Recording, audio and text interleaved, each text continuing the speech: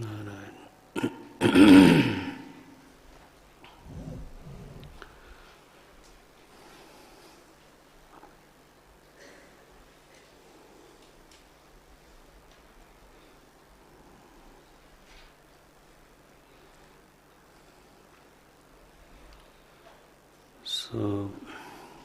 बौद्ध दर्शन में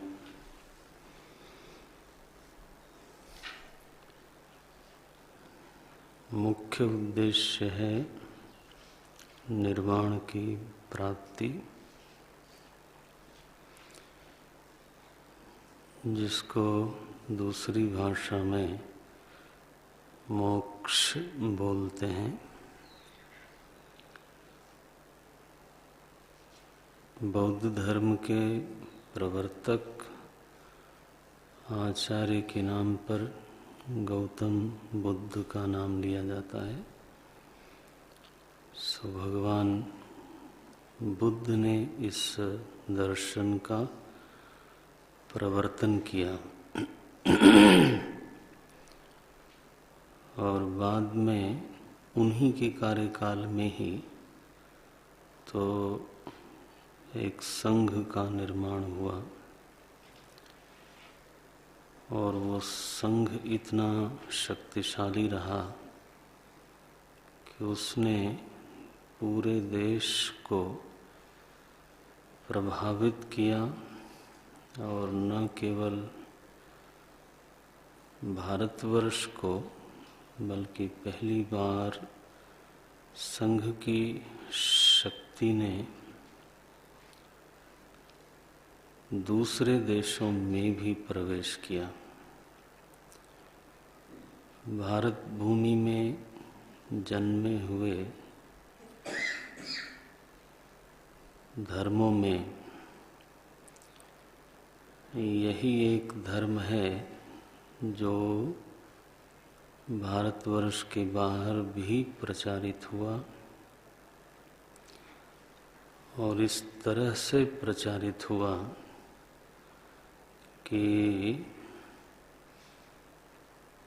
भारतवर्ष में जब इसका लोप हो गया अथवा कहिए भारतवर्ष में बौद्ध धर्म जब अत्यंत क्षीण अवस्था को प्राप्त हुआ, उस समय भी दूसरे देशों में लगभग 10 देशों में बौद्ध धर्म प्रतिष्ठित रहा। इसको संगठन की शक्ति बोलते हैं। इसमें केवल संतत्व का प्रभाव नहीं था अथवा दर्शन के बल का प्रभाव नहीं था। तो अलग अलग फैक्टर्स होते हैं। किसी चीज़ में किसी का बल काम आता है, किसी चीज़ में किसी का काम आता है। प्रचार में संतत्व की शक्ति चाहिए, दर्शन का बल भी चाहिए, लेकिन देखा ये जाता है कि सबसे अधिक बल प्रचार में संगठन का होता है। अगर कोई संगठन प्रबल है तो कई बार वहाँ दर्शन निर्बल होने पर भी वो अधिक प्रचारित होता है। तो ये जो तथ्य है वो बौद्ध धर्म में आता है और बाद में इस्लाम में आया, क्रिश्चियनिटी में आई ये बात। उनके पास जो संगठन का बल है वही उसका मूल बल है। संघे शक्ति कलयुगे कहते हैं, संघ में बहुत शक्ति है। निर्वाण देने में संतत्व का बल काम आता है, संगठन का बल काम नहीं आता। निर्वाण देने में दर्शन का बल काम आता है, संगठन का बल काम नहीं आता। तो यदि तो किसी को मुक्ति ही चाहिए, तब तो उसको संतत्व को प्राप्त करना ही है और सम्यक दर्शन को प्राप्त करना ही है। अगर उसको अपने ही जीवन में सुख, शांति, मुक्ति तो नित्य तृप्ति की अनुभूति प्राप्त करनी है, तो फिर तो उसको संग नहीं बल्कि दर्शन चाहिए। तब उसको संतत्व की सिद्धि करनी चाहिए। लेकिन यदि प्रचार की स्थिति हो तो प्रचार केवल अकेला व्यक्ति नहीं करता है, उसके लिए संगठन, संघ ये प्रधान तंत्र है। एक तथ्य इस इतिहास से प्रकट होता है। बहरहाल तो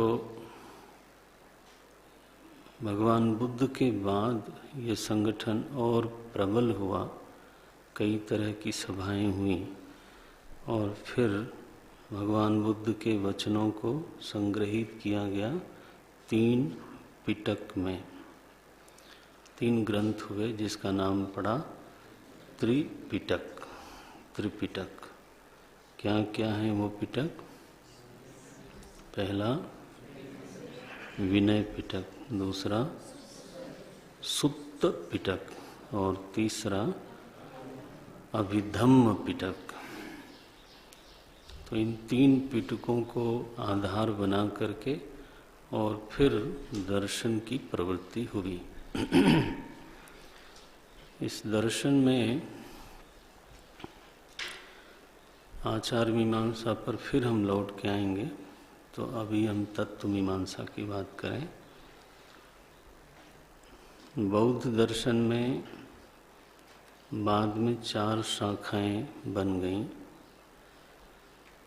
तो पहली शाखा का नाम पड़ा वैभाषिक, दूसरी शाखा का नाम पड़ा सौतांत्रिक, तीसरी शाखा का नाम पड़ा योगाचार और चौथी शाखा का नाम पड़ा माध्यमिक अथवा शून्यवादी। हम लोग वैभाषिक मत को देख रहे थे। प्रमाणों के संदर्भ में मैंने जैसे कहा 6 प्रमाणों को ये लोग स्वीकार करते हैं। तत्व के रूप में जो वैभाषिक मत है, उन्होंने 2 सत्ताओं को स्वीकार किया। एक तो विज्ञान सत्ता है, जिसको लोग चित्त भी बोलते हैं, मन भी बोलते हैं, लेकिन जो मुख्य उनका शब्द है वो है विज्ञान। तो विज्ञान सत्ता है विषयी, विषय का अनुभव करने वाली सत्ता।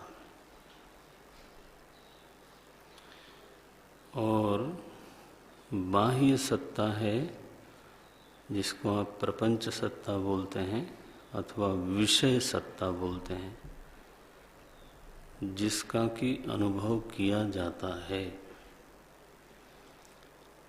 तो एक अनुभव में आने वाली सत्ता है और एक अनुभवी सत्ता है,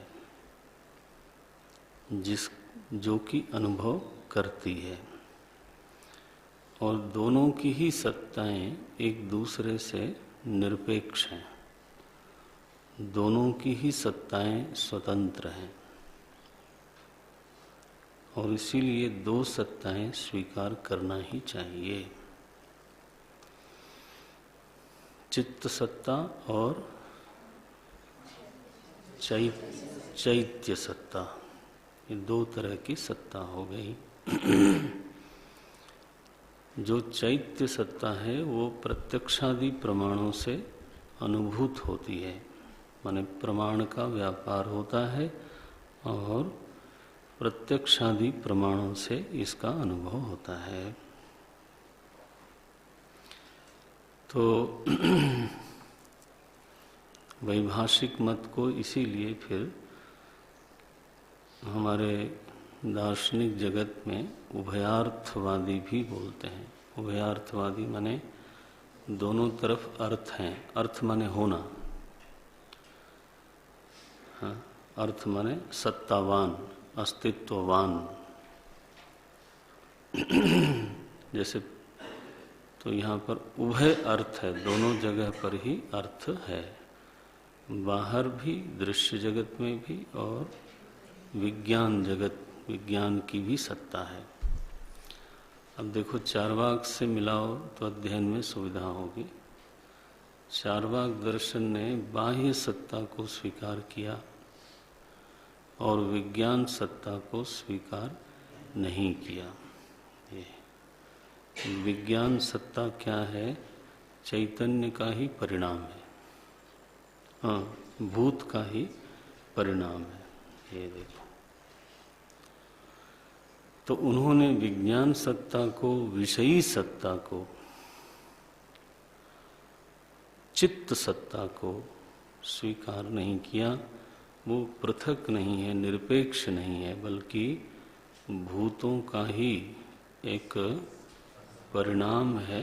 भूतों का ही एक संगठन होने पर तो एक प्रभाव पैदा होता है जिसको आप लाइफ बोलते हो। तो ये शरीर में जीवन इसलिए है क्योंकि तो पांचों महाभूतों का कुछ इस तरह से संगठन हो गया कि उसमें विज्ञान नाम की एक स्फूर्ति हो गई, विज्ञान नाम का प्रभाव प्रकट हो गया। ये बोलते हैं, अच्छा जैनी लोग उन्होंने दोनों सत्ताओं को स्वीकार किया, ज्ञान सत्ता को भी और बाह्य सत्ता को भी स्वीकार किया। लेकिन उसमें जो ज्ञान सत्ता है वो कैसी है, उस पर बहुत ध्यान दिया गया। वह जो ज्ञान सत्ता है जिसको उन्होंने जीव द्रव्य कहा है, थोड़ा तुलनात्मक भी होना चाहिए तब ज़्यादा समझ में आएगा। बल्कि दर्शन पढ़ाया इसीलिए जा रहा है कि तुलना करके आप और ज़्यादा मनन करें। तो जैन दर्शन में ये जो विज्ञान सत्ता है जिसको जीव द्रव्य कहा गया, वो इंद्रियवान है, बुद्धिमान है, आपकी भाषा में सोपाधिक है। उसमें ज्ञान स्वाभाविक है, दर्शन स्वाभाविक है, कर्तृत्व भोक्तृत्व स्वाभाविक है, माने ये उसका स्वभाव है। संकोच विकासशील है, मध्यम परिमाणी है, नित्य है। ये देखो, और सावयव है, प्रदेशवान है, जिसमें कि पुद्गलों का आश्रव होता है, पुद्गलों का प्रवेश हो जाता है। वो जब तक लोकाकाश में है तब तक प्रवेश संभव रहेगा, प्रवेश स्वाभाविक होगा, क्योंकि प्रवेश होने की संभावना उस जीव में ही विद्यमान है। प्रदेशवान होने के कारण, सावयव होने के कारण, तो जब जब वो, अच्छा इंद्रियवान होने के कारण का जो बुद्धि है, इंद्रियां हैं, वो उसके पास हमेशा ही हैं। तो ऐसी दशा में जब जब क्रिया होगी तब तक भाव आश्रव प्राप्त होगा, भाव आश्रव प्राप्त होगा और तब तब पुद्गल भी वहीं विद्यमान होते हैं, तो उनका आश्रवण हो जाएगा।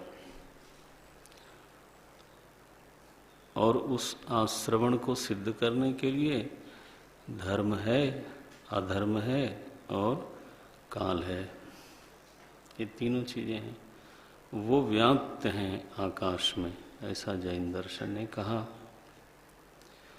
तो चूंकि लोकाकाश में ये स्थितियां ही हैं और रहेंगी,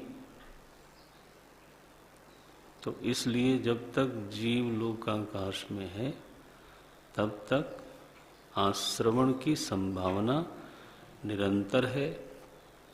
नहीं, संभावना क्या है, बल्कि आश्रवण होगा ही होगा। तो संवर और निर्जरा के माध्यम से जब वो, अच्छा मैंने बोला था कि जीव में एक स्वभाव है ऊर्ध्वगामी होना। तो जैसे जैसे आवरणीय कर्म रुक जाते हैं, माने संवर सिद्ध होता है और निर्जरा सिद्ध होती है, वैसे वैसे जीव ऊर्ध्व दशा को प्राप्त होता है और अंततः वो लोकाकाश से बाहर निकलता है। तो उनके यहाँ मुक्ति का स्वरूप समझना आप, मुक्ति का मतलब जीव निरवय हो गया सो नहीं। जीव में सावयवता, जीव में कर्तृत्व, भोक्तृत्व इत्यादि ये सब स्वाभाविक ही है। मुक्ति इस तरह से हुई कि वो लोकाकाश के बाहर गया, जहां पर धर्म की गति नहीं है, अधर्म की गति नहीं है, काल की गति नहीं है, पुद्गलों की गति नहीं है, आश्रव नाम का कोई तत्व वहां विद्यमान नहीं है। बस। तो इसलिए जैन दर्शन में मुक्ति इस तरह से होती है। तो थोड़ी ही सही, लेकिन जो उस दर्शन की मूल मान्यताएं हैं वो चित्त में स्पष्ट होनी चाहिए। उसका हमारे साधना में, हमारे मनन में बहुत योगदान होगा अगर आपको ध्यान में रहेगा तो, कि लोग किस तरह से संक्रमित करते हैं दर्शनों का। लगता है कि जो रूप है वो सोपान की तरह है, एक सीढ़ी के बाद दूसरी, और इसीलिए कई बार विभ्रम हो जाता है। जो दूसरे विचारक लोग हैं, परंपरा वाले नहीं हैं, उनको लगता है कि दर्शनों का क्रमशः विकास हुआ। ऐसे समझने में कारण है, क्योंकि एक दर्शन के बाद दूसरा दर्शन लगता ही है कि this is a improve theory. तो लगता है कि ज्ञान का विकास हुआ। वो विकास को समझना चाहिए। विकास का मतलब है कि पहली जो मान्यता है वो काट दी गई, छोड़ दी गई।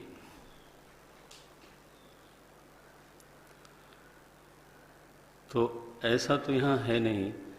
यहाँ जो चारवाक दर्शन के विचार हैं वो भी समाज में पाए जाते हैं, और जो जैन दर्शन के विचार हैं वो भी समाज में, माने कोई दर्शन समाप्त हो गया हो, उसका कोई चिन्ह प्राप्त न हो रहा हो, ऐसा तो है नहीं। कोई दर्शन का एलिमिनेशन हो गया बिकॉज नाउ इम्प्रूव थियरीज है कम, वो बात नहीं आती। जैसे साइंस का अनुवाद विज्ञान में किया गया, विज्ञान शब्द किया गया। अब यहाँ भी विज्ञान शब्द आता है तो इसको कंफ्यूज मत करना, संदर्भ के अनुसार देख लेना। तो दर्शन में विज्ञान शब्द का अर्थ है तो चेतना, चाहे वो चेतना सोपाधिक हो चाहे वो निरुपाधिक हो। लेकिन वो साइंस का जो अनुवाद हिंदी वालों ने किया वो साइंस माने विज्ञान, और उसकी परिभाषा कर दी तो कोई दिक्कत नहीं है। उन्होंने क्या परिभाषा की कि युक्ति संगत सटीक विचार को वैज्ञानिक विचार बोल देते हैं। अब वो कहाँ क्यों वैज्ञानिक कहलाता है, विज्ञान से उसका क्या संबंध है, इस झगड़े में वो लोग पड़ते नहीं। अब प्रसंग आया तो मैं बोल देता हूँ थोड़ा सा।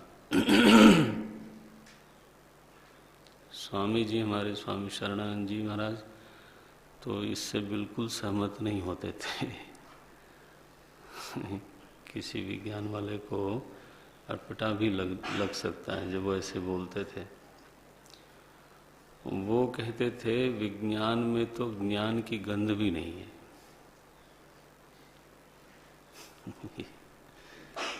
बोले विज्ञान क्या है, तो बोले विज्ञान बल है।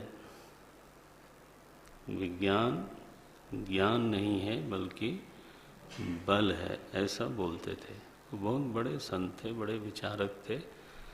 तो we have to give some value to it. मैं तो पूरा ही दूंगा, आप कितना दे सकते हो वो देख लो। उनका ये कहना था कि विज्ञान मूलतः प्रत्यक्षवाद का समर्थन करता है। उनका शब्द है इंद्रिय ज्ञान। तो इंद्रिय ज्ञान का ही विस्तारण किया विज्ञान ने। दूर तक देख सकते हैं, दूर तक सुन सकते हैं, दूर तक बात कर सकते हैं, बहुत तेज जा सकते हैं, बहुत सारी चीज़ों को पकड़ सकते हैं। तो जो 10 इंद्रियों का व्यवहार है, उस व्यवहार में इतनी वृद्धि हो गई कि आदमी उसमें तो अचंभित हो गया, विस्मित हो गया कि अरे इतना हो कि बैठे बैठे हम कहाँ का लाइव टेलीकास्ट हो रहा है। लेकिन है वो इंद्रिय ज्ञान। जो बैठ कर के आदमी उस मैच को वहाँ देख रहा है आँख से, वही आप अपने कमरे में देखते हो। तो जहाँ तक विषय है वो तो नहीं बदला ना। ये ऐसे तो हम दूर दूर देशों की बातें सुन सकते हैं और उनको सुना सकते हैं। संचार विभाग इसको बोलते हैं कम्युनिकेशन। गति कितनी बढ़ गई, पादेंद्री से गमन होता है, उस गमन को कितना बढ़ाया। 1 घंटे में, 2 घंटे में कहीं के कहीं पहुंचे। ब्रेकफास्ट कहीं किया, लंच कहीं किया, डिनर कहीं किया है। तो उनका कहना ये था कि ये आखिर इंद्रिय ज्ञान का ही विस्तारण हुआ है और इसमें बुद्धि ज्ञान की, विवेक ज्ञान की कोई महिमा प्रकट नहीं हुई। उनका अपना ऐसा तरीका था सोचने का। वो कहते थे विवेक ज्ञान क्या है, कम से कम 2-3 बातें तो बुद्धि ने बताई हमको। क्या बताई कि जो इंद्रियों से मालूम पड़ने वाली चीजें हैं वो स्थिर नहीं है, नित्य परिवर्तनशील हैं।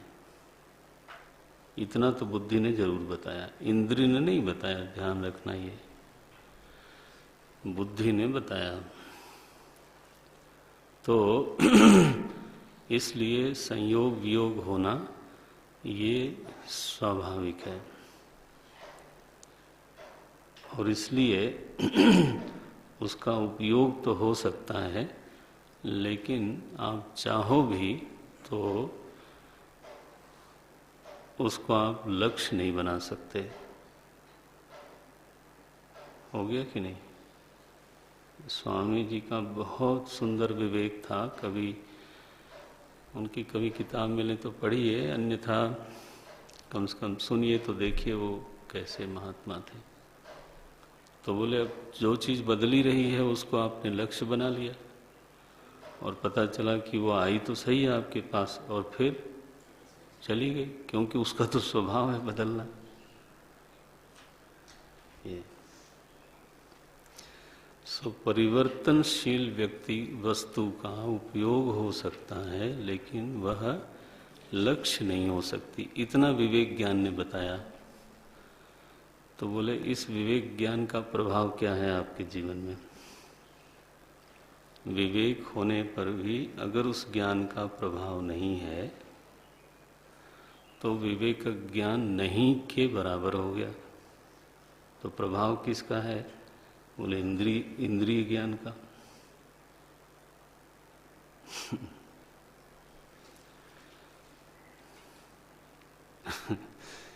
देखो वो दृष्टांत देते थे कभी कि हमने थोड़ा अटपटा नहीं लीजिएगा, एक तरीका है सोचने का। वो बोलते कि बचपन में दो लड़कों ने एक दूसरे को चांटा मार दिया। क्यों मारा भाई? बोले हमारे मन के अनुसार उसने नहीं किया तो, और उसके मन के अनुसार हमने नहीं किया तो ये प्रतिक्रियात्मक जो स्थिति है कि हमारे मन वाली तुम नहीं करोगे तो मैं तुमको पीटूंगा, अथवा मैं किसी के मन वाली न करूं तो वो हमको पीटेगा, जिसमें शक्ति ज़्यादा है। तो बोले कि इस मनोवृत्ति को लेकर के इंद्रिय ज्ञान चलता है। ठीक है। तो बोले कि इंद्रिय ज्ञान का चाहे जितना विस्तार हो गया दुनिया में, क्या ये मनोवृत्ति बदली क्या? पहले चांटा मारते थे, अब अणु बम मारते हैं। ये देखो, बुद्धि ज्ञान का जो प्रभाव जीवन में सिद्ध होना चाहिए वो तो नहीं हुआ ना। मनोवृत्ति तो उस बालक की ही बनी रही ना।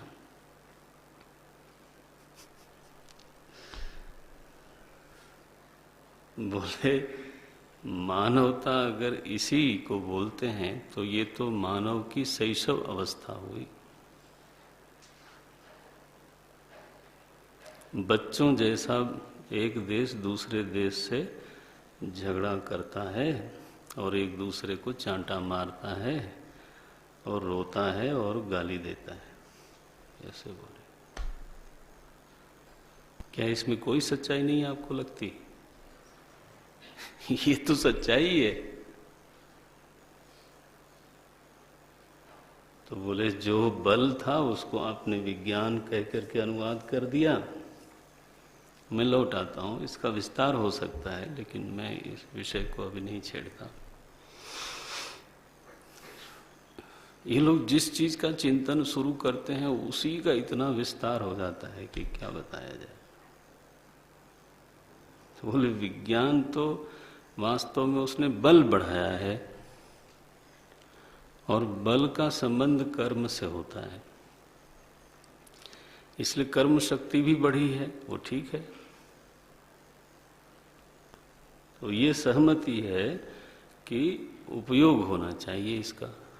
उपयोग का मतलब क्या है कि इंद्रिय ज्ञान बुद्धि ज्ञान के प्रभाव में रहना चाहिए।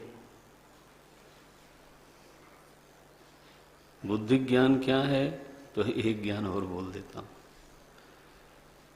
बोले विवेक ने ये कहा कि जो चीज हमको किसी की पसंद नहीं आती वैसा आप दूसरे के साथ मत करो। ये इंद्रिय ने नहीं बताया, ये बुद्धि ने बताया। तो बल का उपयोग इसमें करो आप कि जो आप दूसरों से अपने लिए चाहते हो वही आप दूसरों के लिए करो, तब तो हो गया उपयोग। और अगर चांटा मारने वाली वृत्ति है तो ये है कि वो फिर बाल मनोवृत्ति है। उससे तो एक रोएगा दूसरा गाली देगा। और यही सब चलता रहेगा। बोले बल को हमेशा ही विवेक के अधीन होना चाहिए, इसलिए विज्ञान को हमेशा दर्शन के अधीन होना चाहिए, ऐसा बोलते थे बहुत जोर से। विज्ञान माने साइंस, ध्यान देना, यहाँ संदर्भ थोड़ा अलग है। अब ये प्रसंग से थोड़ा मैं हट रहा हूँ, लेकिन आपके काम की चीज़ है, इसको ध्यान में ले लें। साइंस को हमेशा दर्शन के अधीन होना चाहिए। एक दृष्टांत देते थे वो कि पुलिस जो है ना वो बल है, तो उसको अपनी ओर से कार्रवाई करने का कोई अधिकार नहीं होता जब तक कि मजिस्ट्रेट उनको न कहे कि वहाँ जाओ। यानी पुलिस बुला ली गई, किसने बुलाया? वो जो विवेक का प्रतिनिधि बैठा है वहाँ पर, डीएम, ठीक है ना, उसने जितनी इजाजत दी है उतना ही बल प्रयोग करना चाहिए। क्यों? क्योंकि वो बल है और ये विवेक का प्रतिनिधि है। अगर बल के अधीन डीएम हो जाए तो क्या तमाशा होगा? बोले वो वही तमाशा होगा जो दुनिया में चल रहा है। एक देश ने हमारी बात नहीं मानी तो लाओ पर आक्रमण कर दें और उसको तहस नहस कर दें, और इराक जो है वो गया। क्यों नहीं, क्यों गया? बोले क्यों, इसलिए गया क्योंकि उसने हमारी बात नहीं मानी, बस। और इराक में अगर बल होता तो वो इनको पीट देता, पीट ही रहे हैं जितना उनमें सामर्थ्य है। तो बोले ये तो बच्चों वाली जो लड़ाई जो हम गांव में देखते थे वही चल रहा है पूरी दुनिया में। ये कोई मानवीय जीवन की गरिमा नहीं है। बहरहाल हम इसको समाप्त करते हैं यहाँ पर। संत लोगों का अपनी चित्त की भूमि होती है, वहाँ खड़े होकर उनको एक दृश्य दिखता है जो बिल्कुल ही स्थूल भूमि वालों को कभी दिखता ही नहीं। सुनते हैं तो लगता है ये भी एक तरीका था सोचने का। तो विज्ञान शब्द को समझना, विज्ञान माने होता है चेतना। तो चार्वाकों ने कहा कि ये तो कोई सत्ता नहीं है, स्वतंत्र सत्ता नहीं है। लेकिन जैनियों ने दोनों सत्ताएं मानी, प्रपंच की सत्ता भी मानी और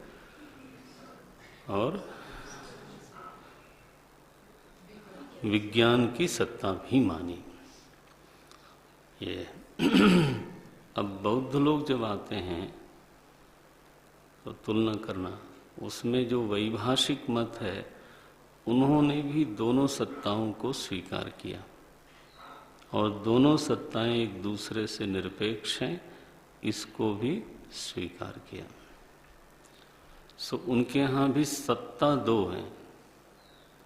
अच्छा, जैनियों में भी सत्ता माने जो जिसको आप तत्व बोलते हो वो सत्ता दो ही हैं, बाकी तो सब कुछ दूसरे तरह की अमूर्त द्रव्य हो गए। वो तो एक जीव द्रव्य कहा, दूसरा अजीव द्रव्य कहा।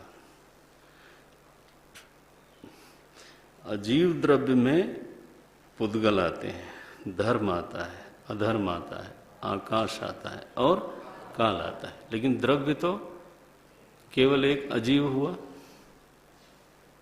बाकी जो आगे 5 चीजें और बताएं, बंध, आश्रव, संवर, निर्जरा और मोक्ष, ये तो आप देखेंगे तो ये कोई द्रव्यात्मक चीजें नहीं हैं, ये तो साधनात्मक चीजें।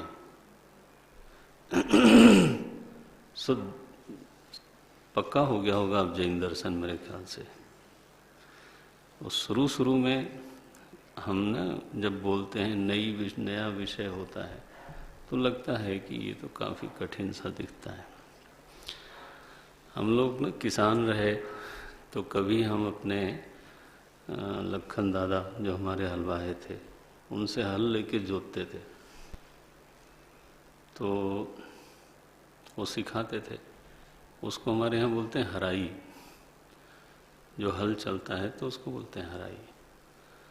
और एक बार जो पहली बार खेत जोता जाता है उसको बोलते हैं चास। वो चास शहर नहीं, हाँ तो पहले चास की जो जुताई होती है वो थोड़ी कठिन भी होती है और फिर फर्क बस खींच देते हैं लकीर। बाद में जब दूसरा चास तीसरा चास होता है तो वही खेत जो इतना कठिन लगता था वो पाउडर हो जाता है। तो हम तो यहाँ भी हलवाई ही करते हैं तो पहले एक चीज़ कही गई तो आपको लगा कि हाँ ये क्या 7 द्रव्य कहाँ से आ गए हैं इसमें निर्जरा और संवर। ये तो सरल है, ऐसे तो कोई कठिन बात नहीं। अच्छा, अब हम आते हैं वैभाषिकों का। तो यहाँ भी 2 ही सत्ता मानी। जैसे जैनियों ने 2 सत्ता मानी, इन्होंने भी 2 सत्ता मानी। एक को विज्ञान कहा, दूसरे को प्रपंच कहा। दोनों एक दूसरे के निरपेक्ष हैं। सौतांत्रिक जो शाखा आई उन्होंने कहा कि आपकी बात ठीक है कि विज्ञान सत्ता है और प्रपंच सत्ता है, दोनों सत्ताएं हैं, ये ठीक है। लेकिन ये जो प्रत्यक्ष सत्ता है ना, जिसको आप प्रपंच सत्ता बोलते हो अथवा दृश्य सत्ता बोलते हो, ये इंद्रियों से नहीं मालूम पड़ता। ध्यान देना इस पर। यहाँ पर थोड़ा विचार का अलगाव होता है तो उसको समझना जरूरी है। वो कहते हैं कि जो दृश्य विज्ञान में आकर भासता है तो विज्ञान उस दृश्य का आकार लेता है। जैसे घट तब मालूम पड़ेगा जब भीतर घटाकार वृत्ति बन जाए। अगर घटाकार वृत्ति नहीं बनती है तो घट बाहर होगा तो भी उसका ज्ञान नहीं हो सकता। जैसे कोई आदमी सामने से चला गया तो भी ज्ञान नहीं होता। क्यों?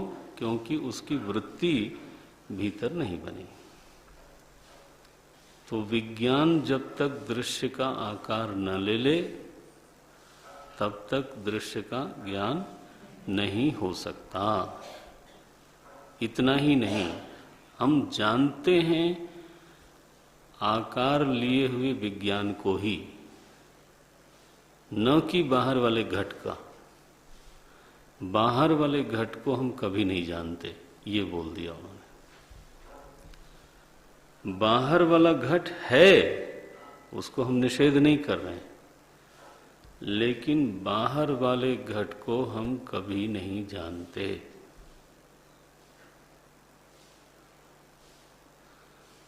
पकड़ में आता है? हम जानते हैं जो भीतर विज्ञान हुआ उसी को हम जानते हैं। अच्छी बात है। तो बाहर वाले घट का क्या हुआ फिर? तो बोले बाहर वाले घट का भीतर वाले घट के अनुसार अनुमान करते हैं कि बाहर का घट ऐसा ही होगा। ये फूल ऐसा ही होगा। क्यों बोलते हो ऐसा? क्योंकि ऐसा देखते हो? बोले देख नहीं सकता कोई। फूल को कोई देख नहीं सकता। देख तो रहे हो विज्ञान में बना हुआ आकार को। अनुमान कर रहे हो बाहर वाले फूल का कि ये फूल ऐसा है। अजीब सी स्थिति है। अच्छा, ये ना साइंस वालों ने भी इसमें मदद कर दी। उन्होंने कहा कि आप अगर केवल भौतिकवाद को लें तो रिफ्लेक्टेड लाइट गई रेटिना में और वहां से नर्वस सिस्टम से गया ब्रेन में, तो ब्रेन में जो आकार बनेगा उसी को आप जानोगे। And you can never know the thing which is outside. वो बाहर वाली चीज को कभी आप जान ही नहीं सकते, कभी नहीं जान सकते। माने हम जो सोचे बैठे हैं कि आदमी का रूप ऐसा है, ये आपने कभी नहीं जाना। लो, जाना किसको? रिफ्लेक्टेड लाइट को, जो अंततः ब्रेन में बना। वो ब्रेन बोलेंगे, हम विज्ञान बोलेंगे, चेतना बोलेंगे। अब पकड़ में आप बोलो आप, तो वो कहते हैं कि जो बाहर की चीज जिसको आप इतना विश्वास से बोलते हो कि ये चीज ऐसी ही है, वो वास्तव में आपका अनुमान है और वो कभी आपके सामने प्रत्यक्ष नहीं हुई। चलो जी, छुट्टी।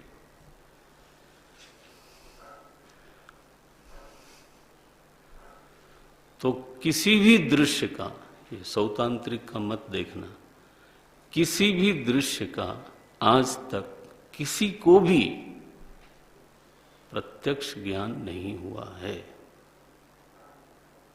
लो, तो ये दावा करना छोड़ दो कि ये चीज ऐसी ही है।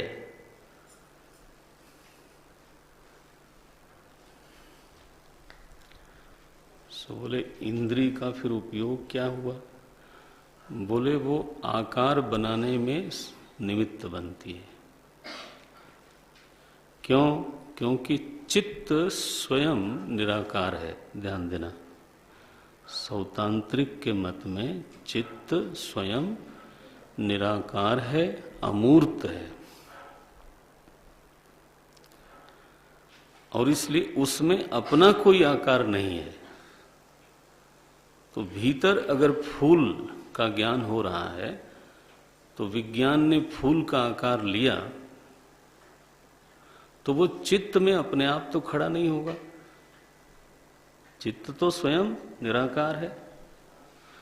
तो चित्त को पुष्प का आकार देने में इंद्री मदद करती है और इंद्री को बाहर का फूल मदद करता है। तो बाहर की सत्ता है, ठीक है, बाह्य सत्ता है, मना नहीं कर रहे, लेकिन वो ऐसी ही है। बोले ये दावा जो है वो उसका कोई बेस नहीं है,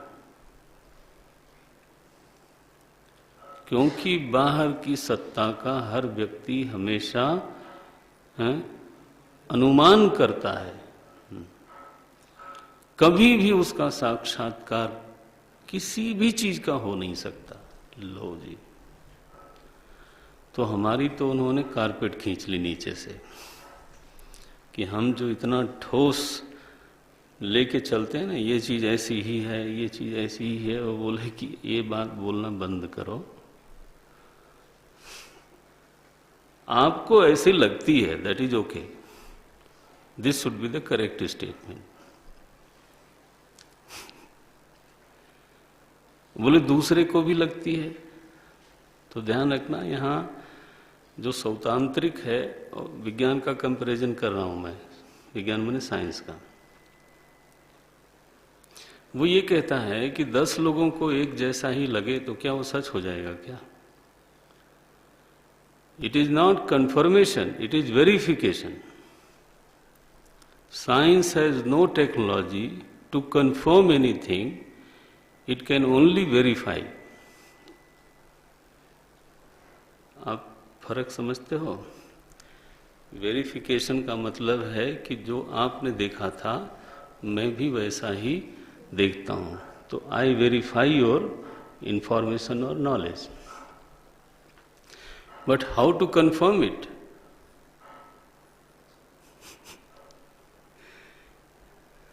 सत्यापन नहीं कर सकते। ये तो ज्ञान की पुनरावृत्ति हो गई। हजार नहीं करोड़ों लोगों ने देखा कि सूरज नभमंडल में चलता है। पूछो, सब बता देंगे। But is it the correct knowledge? Because कि क्योंकि 1 करोड़ लोग वैसा ही देखते हैं, इसलिए ये देखना सही है, ऐसा नियम बनाया जा सकता है क्या? तो 50 लोग एक जैसा देखते हैं इसलिए वो देखना सही हो गया, ऐसा कोई नियम नहीं बन सकता।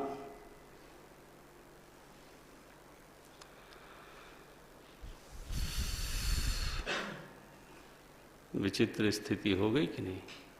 तो चूंकि प्रपंच सत्ता नित्य अनुमेय है और इसलिए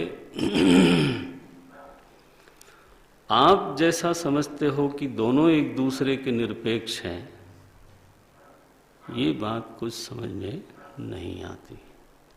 हम ये कहना चाहेंगे कि जो प्रपंच सत्ता आप जानते हो वो चित्त सापेक्ष है।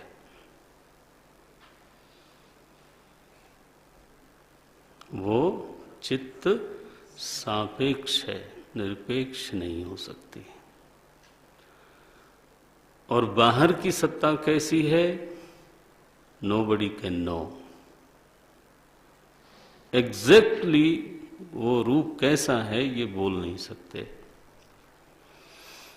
ओम ओम ओम हो गया। एग्जैक्टली वो शब्द कैसा है वो बोल नहीं सकते, वो गंध कैसी है वो बोल नहीं सकते। हर प्राणी की इंद्री अलग होगी तो उसके विज्ञान में जो शब्द का रूप बनेगा वो बिल्कुल अलग होगा। दिवाली में जब पटाखे छोड़ते हैं तो हमको वो इतना परेशान नहीं करता, इतना नहीं करता जितना कुत्तों को करता है। वो तो बेचारे पागल हो जाते हैं, क्योंकि उनको तो पता नहीं कितने गुना ज्यादा वो शब्द सुनाई देता है। तो एग्जैक्टली शब्द सत्ता कितनी है कौन बोलेगा?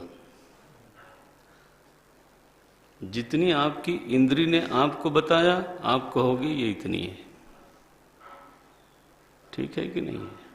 पूरे प्रपंच का यही हाल है। ओहो,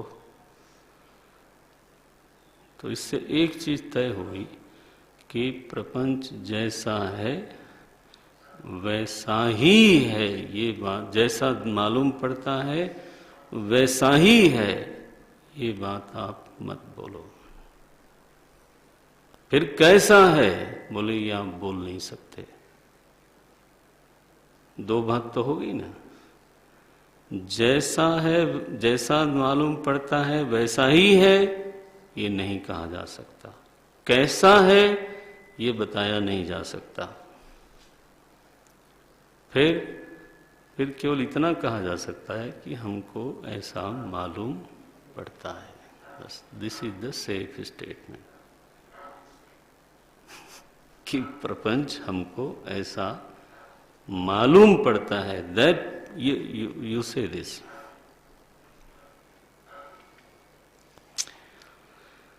परिस्थिति जैसी हमको मालूम पड़ती है वैसी ही है, ये मत बोलो। कैसी है ये बोल नहीं सकते, बता ही नहीं सकते। आप इतना ही बोल सकते हो कि ये परिस्थिति हमको अनुकूल लग रही है या हमको प्रतिकूल लग रही है, हमको अच्छा लग रहा है, हमको बुरा लगे, ये आप बोल सकते हो। तो आप देखते हो इस दर्शन प्रणाली में मामला क्या हुआ कि सत्ता का प्राधान्य विज्ञान की तरफ चला गया और जो बाह्य सत्ता है वो शिथिल सत्ता हो गई, कमजोर हो गई। विज्ञान सत्ता स्वतंत्र है, बाह्य सत्ता चित्त, बाह्य मालूम पड़ने वाली सत्ता चित्त सापेक्ष है। बना? ये रहे आपके सौतांत्रिक। वैभाषिक से अलग कहाँ है, इसको बिल्कुल पकड़ लेना चाहिए। अच्छा भाई, जैनी लोगों में और वैभाषिक में क्या अंतर है? क्योंकि जैनी लोगों ने भी दो सत्ताएं मानी, जीव और अजीव। तो वैभाषिक भी दो सत्ता मानता है, विज्ञान सत्ता और प्रपंच सत्ता। तो दोनों में भेद क्या हुआ? बोले दोनों में भेद ये हुआ कि जैनी लोगों ने अजीव सत्ता को भी नित्य कहा। धर्म नित्य है, अधर्म नित्य है, आकाश नित्य है, काल नित्य है, उद्गल भी नित्य हैं, परिवर्तनशील होने पर भी नित्य हैं। कण रूप से नित्य ही हैं, अणु रूप से नित्य हैं। बोला था ना? नौ वैभाषिक ये कहता है कि नित्य कुछ नहीं है। क्षणभंगवाद, बौद्ध की जो 4 शाखाएं हैं, उन चारों शाखाओं में क्षणभंगवाद स्वीकार है सबको। क्षणभंगवाद माने एक क्षण में भंग हो जाता है वो। यहां ऐसा कुछ भी नहीं है जो क्षण से ज्यादा रहता हो। क्षण स्थायी है, एक क्षण में भंग हो जाता है। ये अब देखो, ये हुआ जैनियों से इनका फर्क। तो उनके मत में जो पुद्गल के कण नित्य थे, तो बाह्य सत्ता बड़ी ठोस हो गई। वैभाषिक ने कहा ये बात बिल्कुल गलत है। प्रपंच सत्ता में हर चीज क्षण क्षण क्षण क्षण नष्ट हो रही है, उत्पन्न हो रही है, नष्ट हो रही है, उत्पन्न हो रही है। और यह उत्पत्ति और विनाश इतना तेजी से हो रहा है कि हमको उसमें स्थिरता का भ्रम हो रहा है। बोले हमारे शरीर में ही जो सेल्स हैं वो निरंतर क्षण क्षण नष्ट होते हैं, उत्पन्न होते हैं, नष्ट होते हैं, उत्पन्न होते हैं।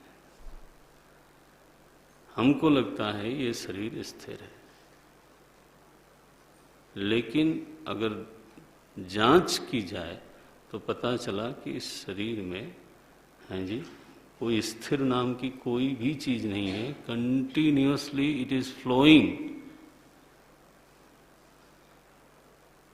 सांस से लेकर के, रक्त से लेकर के, सेल से लेकर के, सब चीज एकदम भीतर तो महाराज तूफान मचा हुआ है। पंप जो है वो चल रहा है, हार्ट जिसको आप बोलते हैं। जब वो एको किया ना उन्होंने पहली बार मुझे बंबई में, और आवाज बढ़ा दी थोड़ी, हमने कहा ये रेलगाड़ी चल रही है। धाप धाप ऐसे बहुत जोर से आवाज आई। मैंने कहा ये क्या हो रहा है डॉक्टर साहब? बोले ये आपका हृदय बोल रहा है।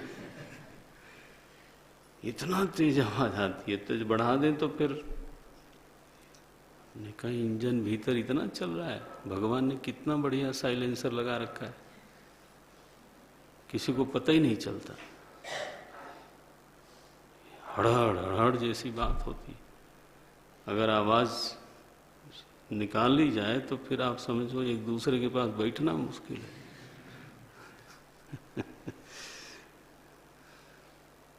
तो ये स्थिरता जो है, देखो वैभाषिक मत में ये प्रपंच की जो स्थिरता है वो एक भ्रम है।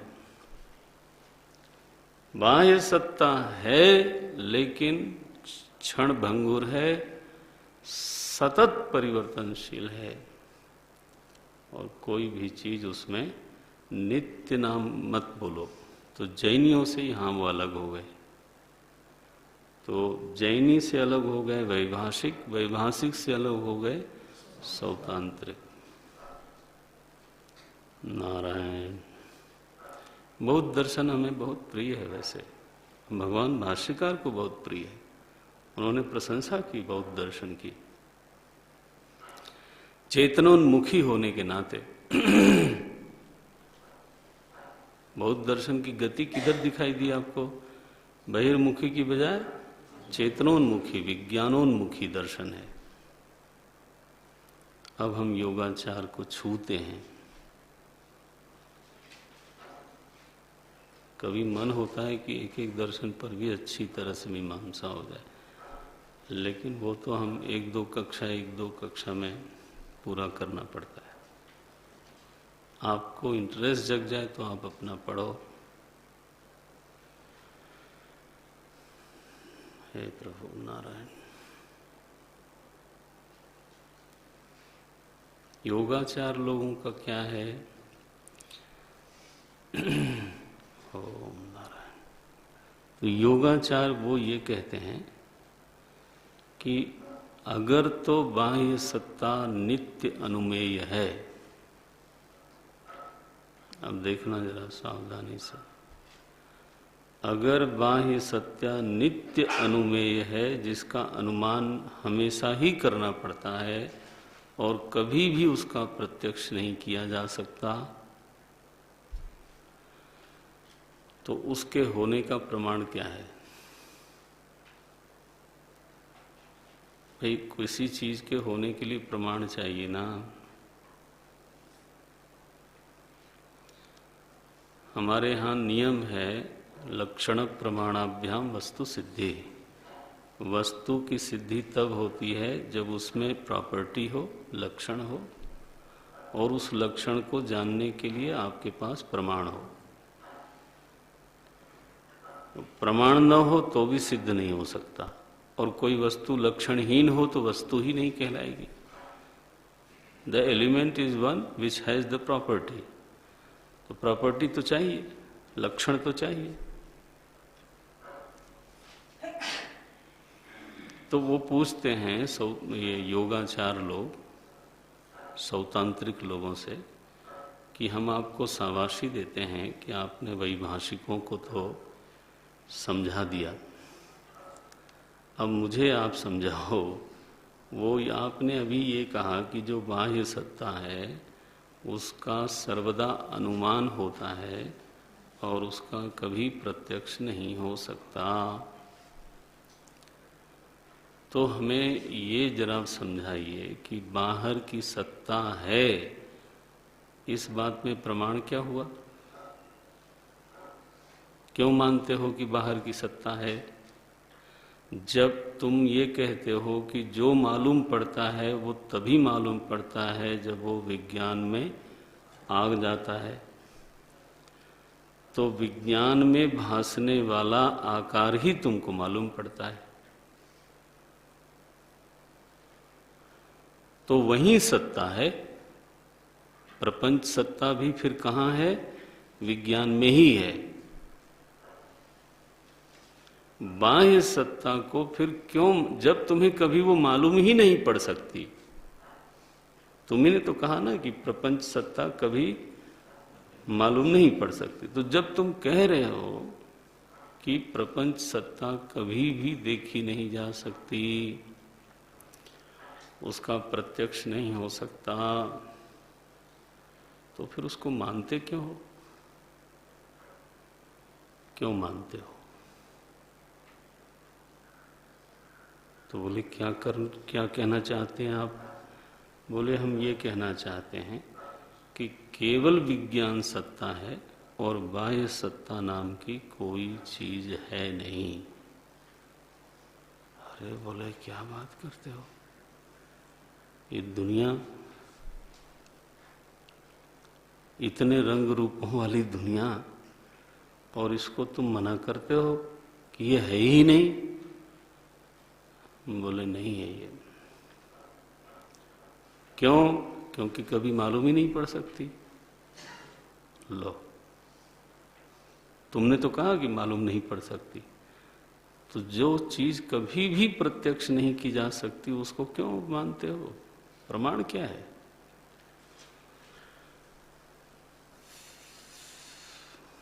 बोले महाराज एक बात बताओ कि विज्ञान तो अमूर्त है, विज्ञान तो निराकार है, तो उसमें आकार कहाँ से आते हैं फिर? बोले तुम क्या बोलते हो, तुम बताओ। बोले हम ये बोल रहे हैं कि मन में जो घटाकार वृत्ति बनी वो इसलिए बनी क्योंकि बाहर घट है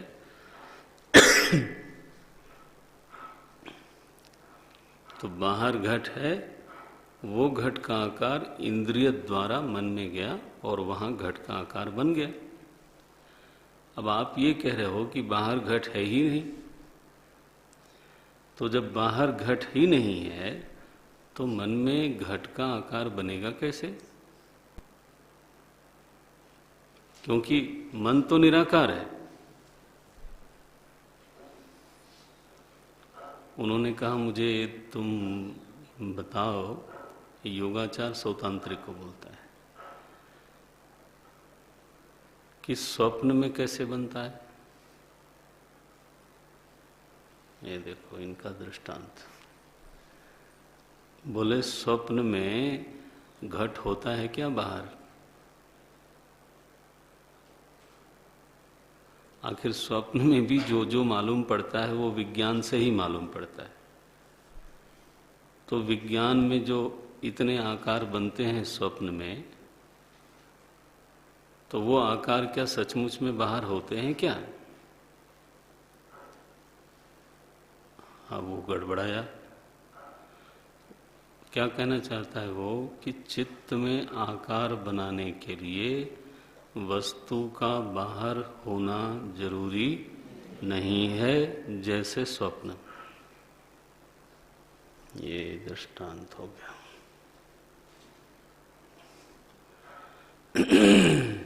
स्वप्न पूरा का पूरा विज्ञान मात्र है और वहां कोई भी बाह्य सत्ता है नहीं। ये सौतांत्रिक बड़ा फेर में पड़ा कि ये बात तो सही है। उसने कहा कि मुझे महाराज एक बात बताओ कि घट बाहर है, इंद्रिय द्वारा विज्ञान में वो आया, तब मालूम पड़ा। इसलिए हम कहते हैं कि घट बाहर होना चाहिए। तो केवल इतनी बात थोड़ो है, हम ये भी कह रहे हैं कि जो मालूम पड़ने वाला घट है उसमें अर्थ क्रियाकारित्वम एक शब्द होता है। न्याय दर्शन ने भी कहा है, हम भी बोलते हैं, वेदांत भी बोलता है, अर्थ क्रियाकारित्वम। अर्थ क्रियाकारित्वम का मतलब है एक ऐसा अर्थ है जिसके साथ क्रिया हो सकती है। अर्थ माने वस्तु, वस्तु जो हो। तो जो घट है वो ऐसा अर्थ है जिसके साथ हम क्रिया करते हैं। अगर वो केवल मानसिक होता, आप क्या बोल रहे हो कि विज्ञान मात्र है, तो आप जो विज्ञान मात्र कहते हो उसको मैं कहूंगा कि ये फिर केवल मानसिक हो गया।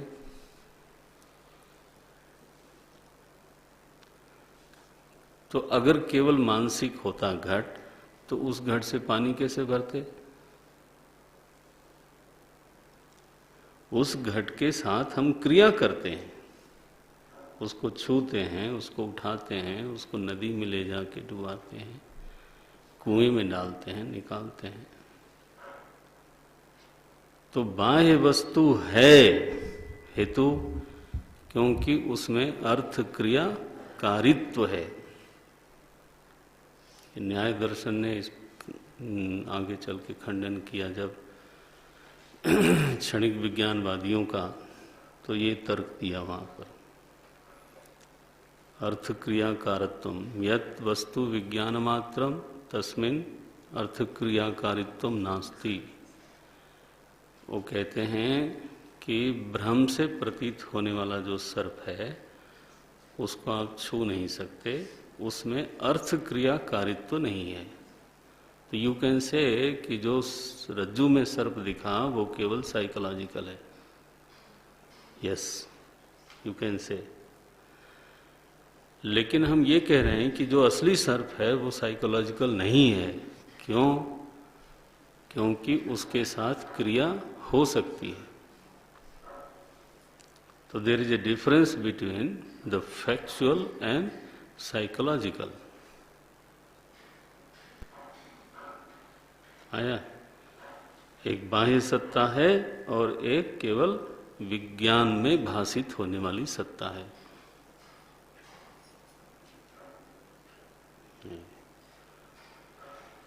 तो हमारे योगाचार मित्रों ने उनसे पूछा कि स्वप्न के घट से पानी भरते हो कि नहीं?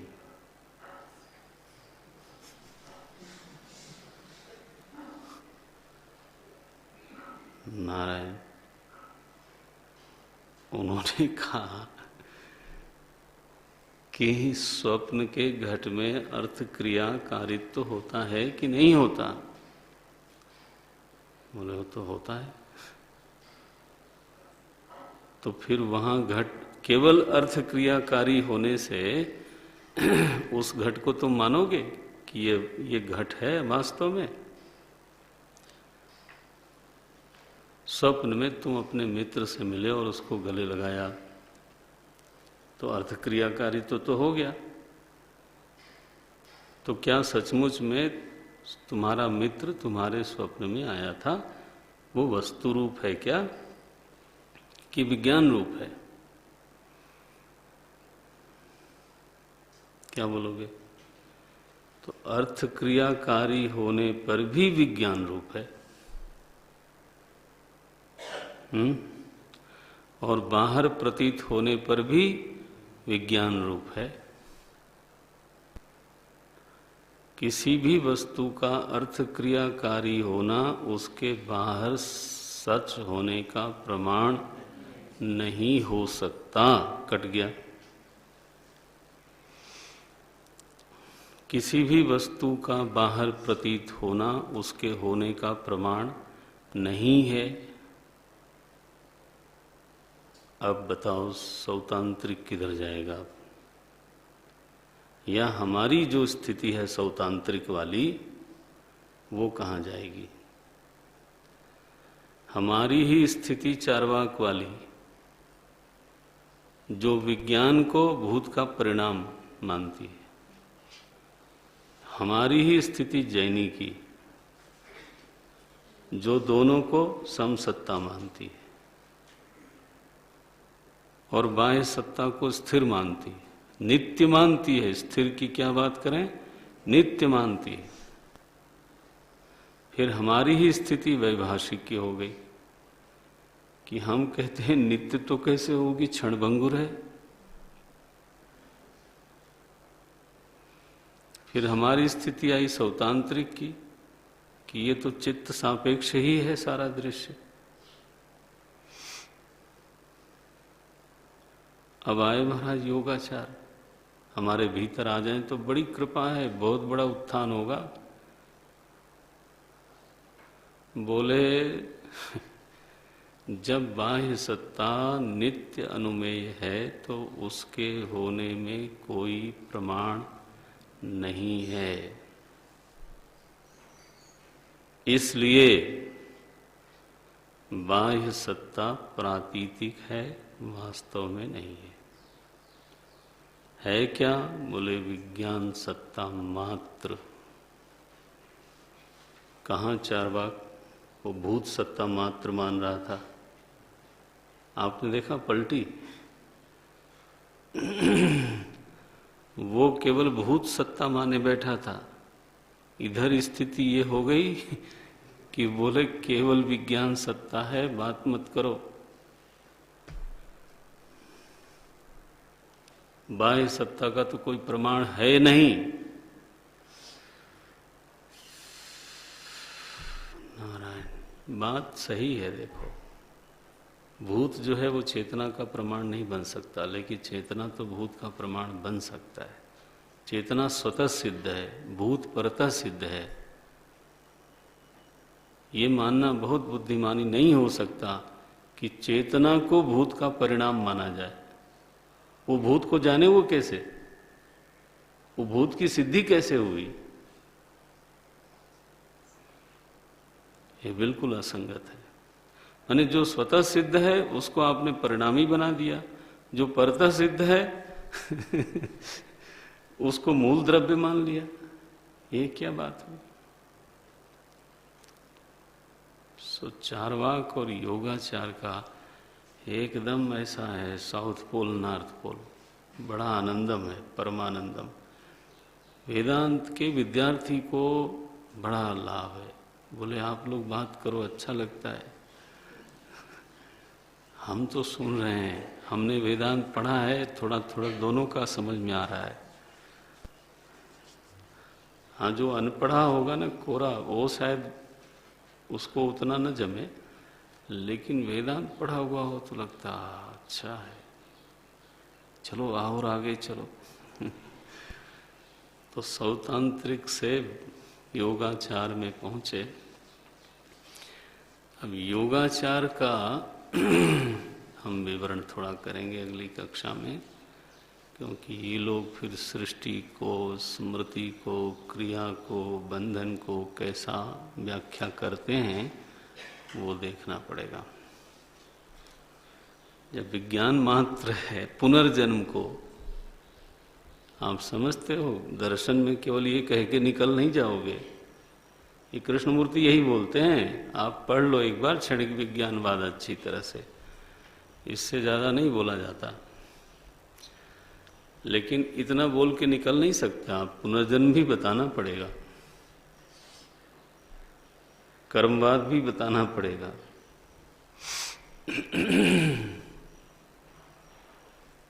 विषय विषय में अभेद है।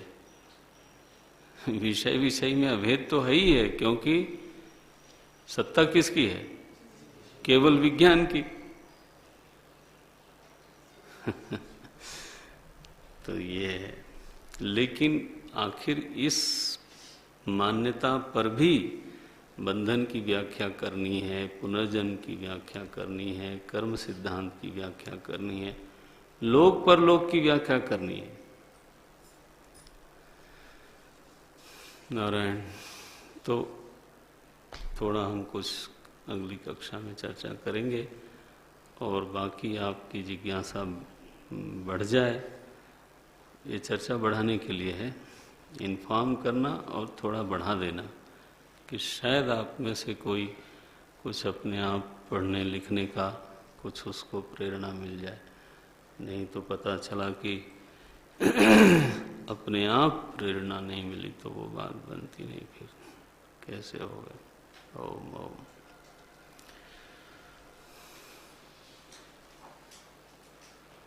वाह, हमारे सौतांत्रिकों ने बड़ी मदद करी।